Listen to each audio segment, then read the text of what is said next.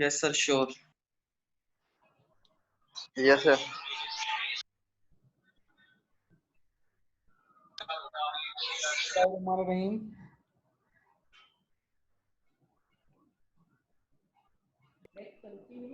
बेटा we were study women, working women and man, यानी जो औरतें और मर्द जो काम करते हैं पेड मनी यानी पेड वर्क करते हैं, उनमें क्या डिफरेंस था, ये हमने सीखा पिछले टॉपिक में।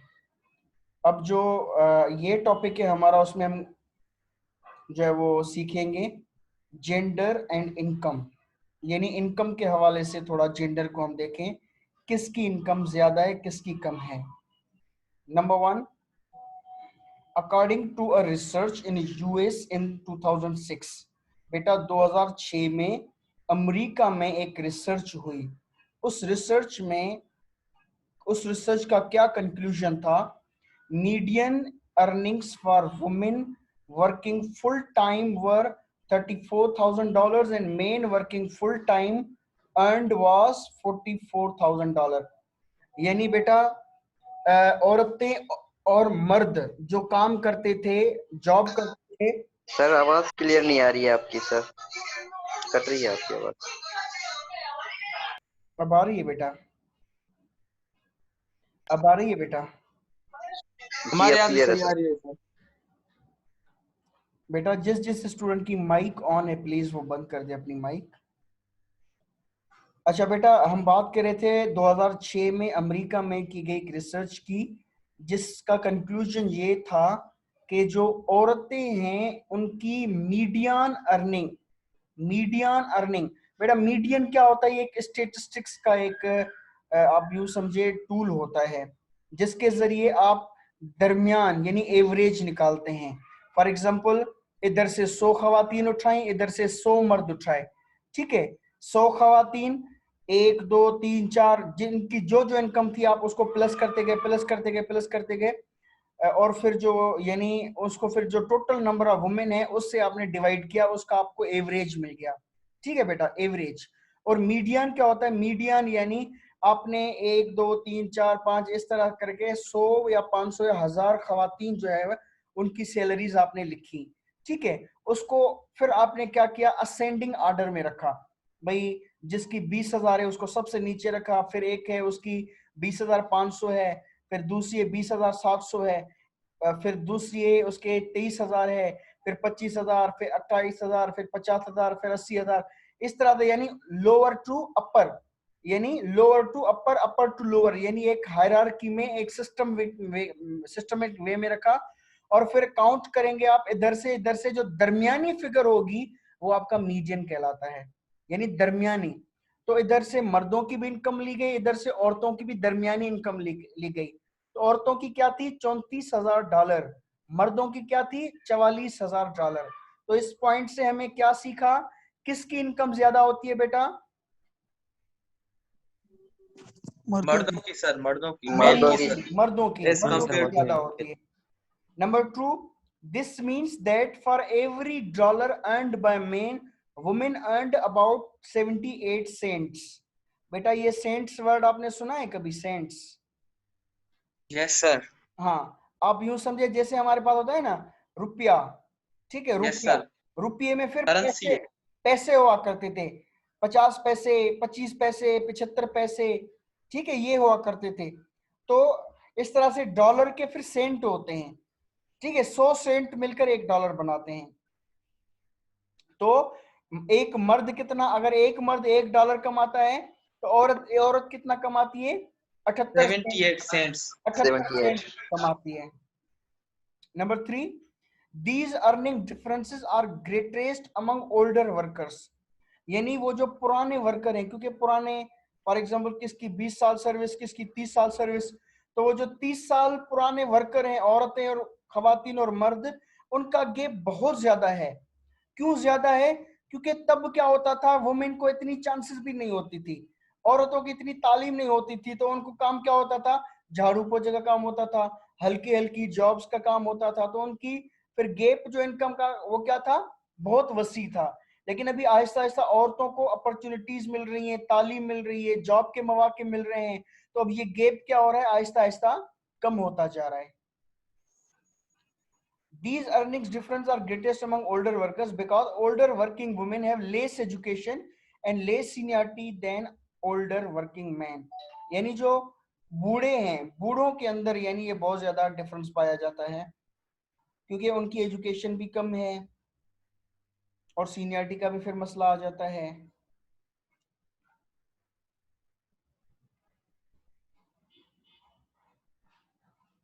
अच्छा, नंबर 4 अर्निंग.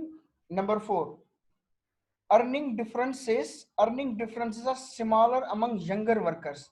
यानी जो यंगर हैं, फॉर एग्जांपल 22 25 साल जितने जो नौजवान होते हैं, लड़के लड़कियां, वो जो जॉब कर रही होती हैं, उनका फर्क बहुत कम रह गया है. क्यों फर्क कम रह गया? क्योंकि अब औरतों को भी अपॉर्चुनिटी ज्यादा मिलती है तालीम की और जो है वो कंपटीशन की. Because younger men and women tend to have similar schooling and work experience. अब क्या है, स्कूलिंग दोनों की क्या है, सिमिलर है. जो बैरियर्स पहले हुआ करते थे, औरत को नहीं छोड़ा जाता था, अब वो बैरियर्स कम से कम होते जा रहे हैं. Number 5 the main reason work women earn less. यानी औरत क्यों कम कमाती है मर्दों से? Main reason is the type of work they do. यानी जिस किस्म का वो काम करती है, उन कामों की यानी पेमेंट ही थोड़ी होती है. Largely clerical and services jobs. यानी क्लरिकल और सर्विसेज जॉब जो यानी छोटे लेवल वाली जो जॉब्स हैं, वो ही फकत औरतों को दी जाती हैं. Number 6 people still think of less important jobs as women's work. यानी अभी तक ये सोच पाई जाती है कि वो जो ऐसे काम लेस इंपॉर्टेंट जॉब, जो लेस इंपॉर्टेंट जॉब्स होती हैं, जिनकी इतनी ज्यादा अहमियत नहीं होती, वो वो औरतों का काम होता है. ये आज तक सोचा जाता है. Just as people devalue work simply because it is perform by women. यानी अगर कोई काम औरत परफॉर्म करती है तो उसको डीवैल्यू की जाती है. बिल्कुल इसी तरह हर वो काम जो लेस इंपॉर्टेंट होता है, उस काम को औरत का काम समझा जाता है. Number 7 supporters of gender equality have proposed a policy of comparable worth. यानी सपोर्टर्स वो लोग जो चाहते हैं जेंडर इक्वालिटी हो, औरत और मर्दों के दरमियान बराबरी हो, इनकम में, वेल्थ में, जॉब्स में, एजुकेशन में, हर चीज में. तो वो कहते हैं दे प्रपोज अ पॉलिसी. वो एक पॉलिसी प्रपोज करते हैं. वो पॉलिसी क्या है? Comparable worth. कंपेरेबल वर्थ क्या है? Paying people not according to the historical double standard but according to the value of what they do. यानी कंपेरेबल वर्थ ये है कि आप जो वो हिस्ट्री को मत देखो, आप जो वो पास्ट को मत देखो कि किसको कितना दिया जाता था, बल्कि आज वो जो काम कर रहे हैं उसकी वैल्यू को देखकर उसके हिसाब से यानी उनको आप जो वो पेमेंट दो. तो इसको हम कहते हैं कंपेरेबल वर्थ. कंपेरेबल वर्थ क्या है बेटा? आप माजी में, पास्ट में जो कुछ प्रैक्टिसेस होती थी, उनको मद्देनजर रखकर आज भी उनको कंटिन्यू करने के बजाय जो काम आज वो कर रहे हैं, उस काम को देखते हुए, उस काम के वजन को देखते हुए उसको जो है वो यानी कि उसकी जो है वो पेमेंट वगैरह दें. कंपेरेबल वर्थ उसको कहते हैं. Number 8 A second cause of gender-based income inequality has to do with society's view of the family. A second cause of gender-based income inequality has to do with society's view of the family. यानी दूसरी वजह क्या है कि औरत और मर्द के दरमियान इतना बड़ा यानी गैप पाया जाता है इनकम का? उसकी दूसरी वजह क्या है? उसकी है सोसाइटी का नजरिया. किस चीज का? फैमिली का. सोसाइटी फैमिली को कैसे देखती है? सोसाइटी फैमिली को कैसे देखती है, ये बहुत बड़ी वजह है जेंडर बेस्ड इनकम इनइक्वालिटी का.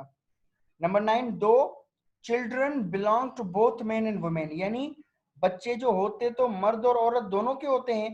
Culture gives more of the responsibility of parenting to women. यानी आपका कल्चर जो है, आपकी सोसाइटी जो है, बच्चे की तरबियत की, बच्चे की अपब्रिंगिंग की जिम्मेदारी किसके कांधे पे डाल देता है? माँ के कांधे पे डाल देता है कि माँ ही उसको सब कुछ हैंडल करेगी. Number 10, pregnancy and raising small children keep many younger women out of labor force. यानी औरत जब यानी प्रेग्नेंट हो जाती है और उसके अलावा एंड रेजिंग स्मॉल चिल्ड्रन, और फिर जो बच्चा होता है उसको थोड़ा बड़ा भी करना होता है. अब 1 महीने का बच्चा है, जब तक 6 माह 8 माह का नहीं हो जाता वो बेचारी काम पे तो वापस नहीं जाएगी. Keep many younger women out of labour force. काफी औरतों को जो यंग होती हैं उनको यानी लेबर फोर्स की तरफ जाने से रोकती हैं. ये 2 हकायक, छोटे बच्चों की upbringing and pregnancy. At a time when their male peers are making significant career advancement, और उनके जो मेल पियर्स हैं यानी उनकी लेवल पर ही जो मर्द काम कर रहे होते हैं वो अपने फील्ड में काम कर रहे होते हैं और वो उनकी ब्रेक होती है प्रेगनेंसी की वजह से, और बच्चों की, छोटे बच्चों को यानी बड़ा करते हुए यानी उनको थोड़ा ब्रेक लेना पड़ता है 6 माह 8 माह की. यानी फॉर एग्जांपल जो कोई यानी डिलीवरी की वजह से छुट्टी होती है तो उसका पूरा काम डिस्टर्ब हो जाता है. ठीक है, उसकी असाइनमेंट्स जो वो रुकी रहती हैं. तो मर्द जो है वो काम कर रहा होता है, जारी कर रहा होता है, उसको कोई ब्रेक वगैरह नहीं चाहिए होती है, तो वो आगे बढ़ जाता है और वो थोड़ा पीछे रह जाती है. तो बेटा ये पॉइंट नंबर 10 जो है ये भी बहुत बड़ी वजह है इनकम इनइक्वालिटी की.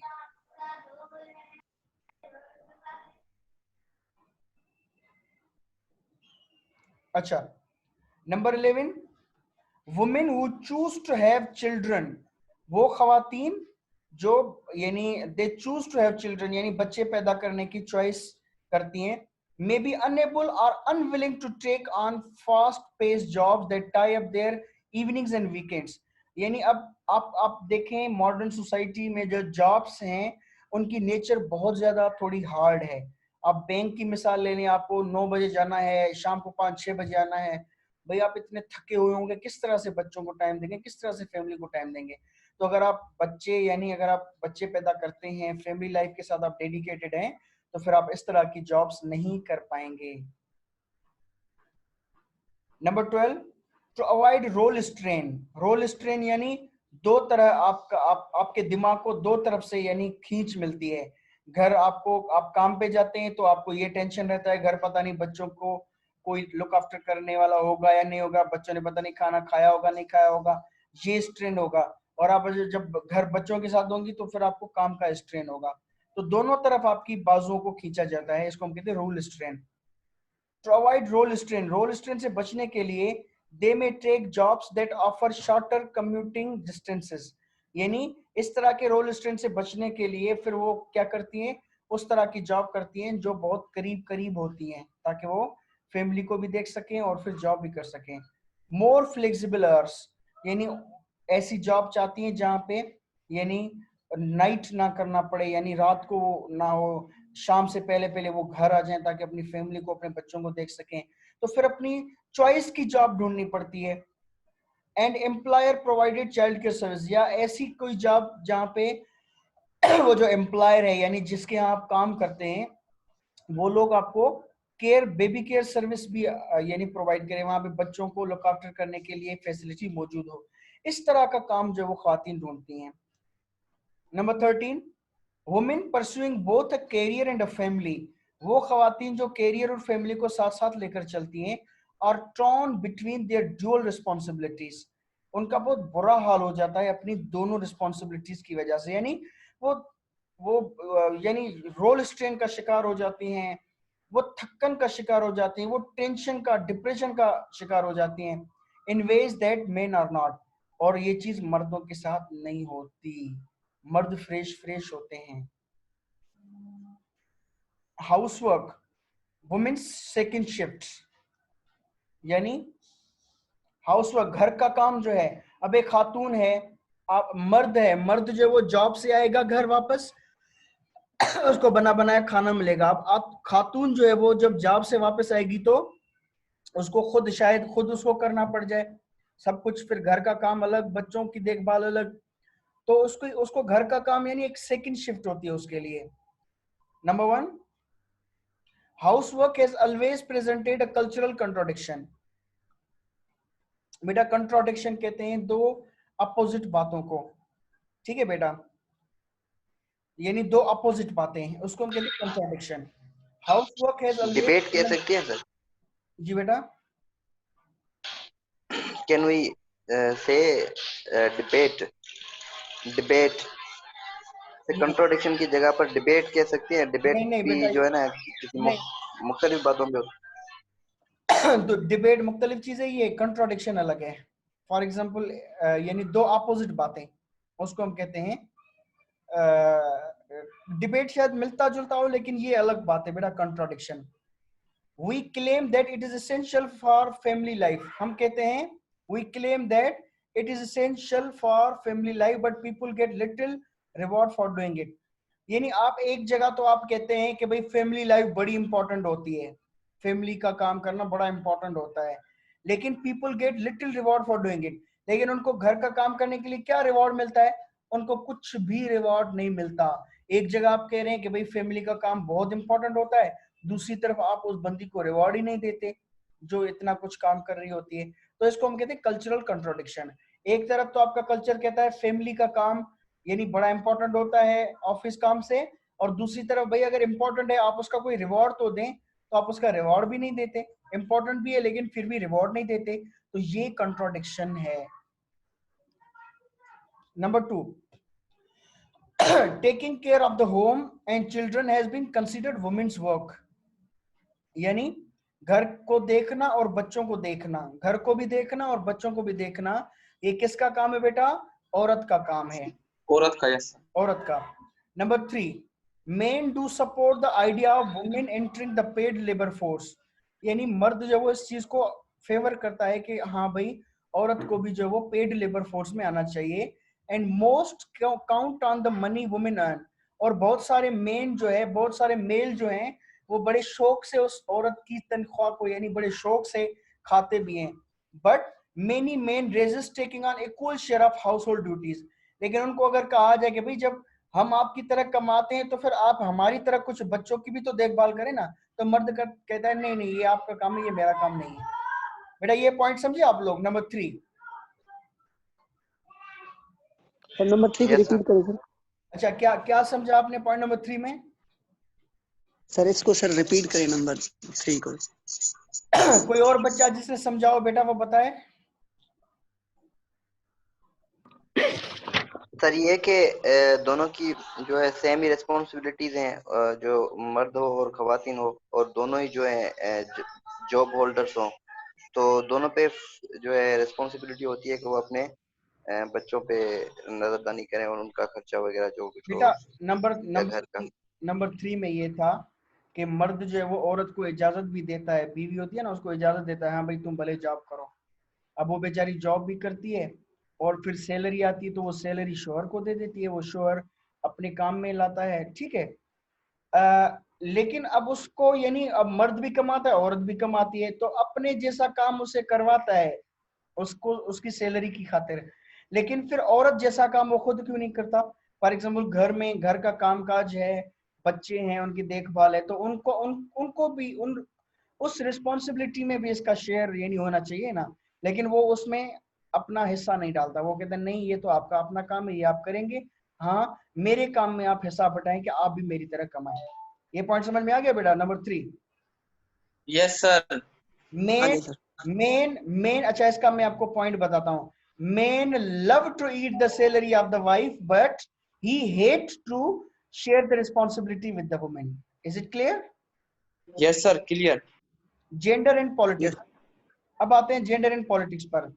अ सेंचुरी अगो 100 साल पहले almost no women held elected office. 100 साल पहले और कभी भी औरत को चुना नहीं जा सकता था, यानी इलेक्शन के जरिए वो नहीं आ सकती थी। In fact, women were legally barred from voting in national elections. औरतों को तो हक ही नहीं था कि वो इलेक्शन में सिर्फ वोट भी डाल सके, वोट भी दे सके, उनको हक ही नहीं था इलेक्शन में खड़ा होना तो दूर की बात। Number 2, today hundreds of women serve as ministers in federal and provincial governments as members of assembly. आज आप देखेंगे पता नहीं कितने जो है वो आपको खवातीन मिलेंगी, हंड्रेड्स ऑफ वुमेन्स जो यानी मिनिस्टर्स हैं। ना सिर्फ मिनिस्टर्स हैं बल्कि काफी मुल्कों की हेड ऑफ स्टेट्स भी हैं, यानी मुल्क मुमलिकत सरबराहान भी हैं। Yes sir, clear. हाँ। Number 3, women make up half of earth population. औरत की आबादी क्या है? तकरीबन आधी पॉपुलेशन जो दुनिया की है वो औरतों की है 50%, but they hold just 18% seats in words 188 parliaments. बेटा दुनिया की 188 पार्लियामेंट्स में उनकी कितना परसेंट सीट्स हैं बेटा? टोटल 18%। 18% सीटें हैं सारी 18%। दुनिया की पार्लियामेंट में, और उनकी पॉपुलेशन कितनी है? 50%। आप यहाँ से अंदाजा हाँ जी लगा सर। सकते हैं कि सियासत में औरतें कितनी हैं। Is it clear? Yes sir, clear है सर। अच्छा बेटा, आखिरी जो कंपोनेंट है आज के लेक्चर का वो है सेक्सुअल हरासमेंट। सेक्सुअल हरासमेंट क्या है? कमेंट्स, यानी कमेंट करना किसी के ऊपर, कमेंट्स, जेस्चर्स यानी इशारे करना, और physical contacts of a sexual nature that are deliberate, repeated and unwelcome. यानी बेटा या तो मर्द, क्योंकि जहां पे औरत बेचारी काम करती है तो वहां पे आसपास मर्द भी पाए जाते हैं, तो मर्दों की तरफ से हरासमेंट का सामना करना पड़ता है खवातीन को। और उस हरासमेंट में आप बेटा ये 3 चीजें काउंट कर लें। कमेंट्स भी हरासमेंट में आ जाते हैं। फॉर एग्जांपल कभी कभी आप कमेंट करते हैं किसी के ऊपर, बैड कमेंट्स, ठीक यस है, सर, बैड कमेंट्स। आप जेस्चर करते हैं, आप इशारे करते हैं उसकी तरफ, तो ये भी सेक्सुअल हरासमेंट में आता है। फिजिकल कांटेक्ट यानी आप उसको टच करने की कोशिश करते हैं या ऐसा कुछ करते हैं, उसकी चीज उठाने की कोशिश करते हैं, तो बेटा ये 3 जो है वो क्राइटेरिया है सेक्सुअल हरासमेंट के। दैट आर डेलिब्रेट यानी जानबूझकर आप करते हैं, आप यानी इंटेंशनली आप ये चीज करते हैं। रिपीटेड यानी आप चीज बार बार करते हैं। एंड अनवेलकम, अनवेलकम यानी सामने वाली बंदी को ये चीज आपकी अच्छी नहीं लग रही लेकिन आप फिर भी ये चीज कर रहे हैं, तो इस चीज उसके बावजूद यस।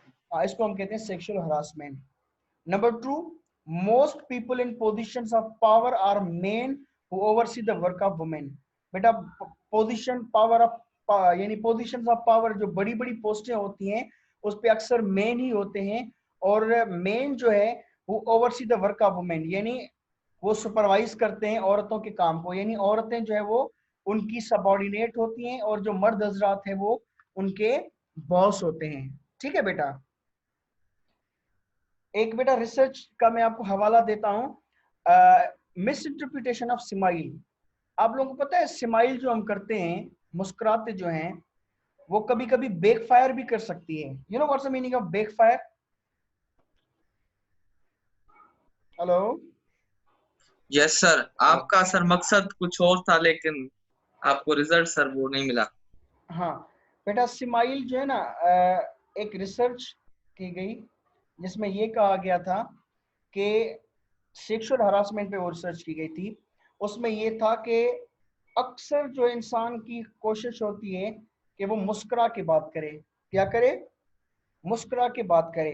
तो जो सबॉर्डिनेट्स होती है ना खवातीन, अक्सर अक्सर उनको यानी अक्सर यानी औरत की मजबूरी होती है कि वो बेचारी मुस्कुरा कर बात करे। ठीक है, तो ये कहा गया कि जब एक सबॉर्डिनेट होती है, हम सबॉर्डिनेट हैं, हम भी अगर वाइस चांसलर से मिलेंगे तो मुंह बना के थोड़ी बात करेंगे, चेहरे पे अंदर से चाहे कोई कितना भी दुखी क्यों ना हो लेकिन चेहरे पे मुस्कुराहट लाकर ही बात करेगा ना बेटा।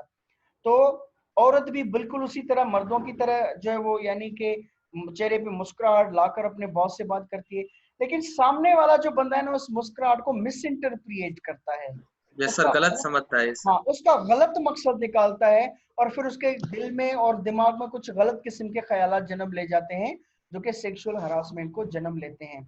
इसीलिए कहते हैं कि इस्लाम ने औरत को कहा है कि औरत जो है वो जब कभी गैर मोहरम से बात करे तो 90 तुले अल्फाजों में बात करे, यानी एक होती है ना जो निस्वानियत, एक निस्वानी आवाज होती है, उसमें थोड़ी अट्रैक्शन होती है, तो इस्लाम ने कहा कि आप थोड़ा सख्त लहजे में बात करें। ठीक है ना? तो हाँ ठीक है बेटा, तो काफी है ये आज तक। Yes sir, enough enough. कोई सर सवाल? ये सर बहुत है। Any question? No sir. कोई सवाल हो या कोई चीज आप पूछना चाहें, कोई शेयर करना चाहें? Simple hours, you go decent. You know, Michelle Ron. जी बेटा, ठीक है बेटा, फिर You look perfect. Okay sir. See? जी sir, okay class sir, full हो थैंक गया यू। सर। No, no.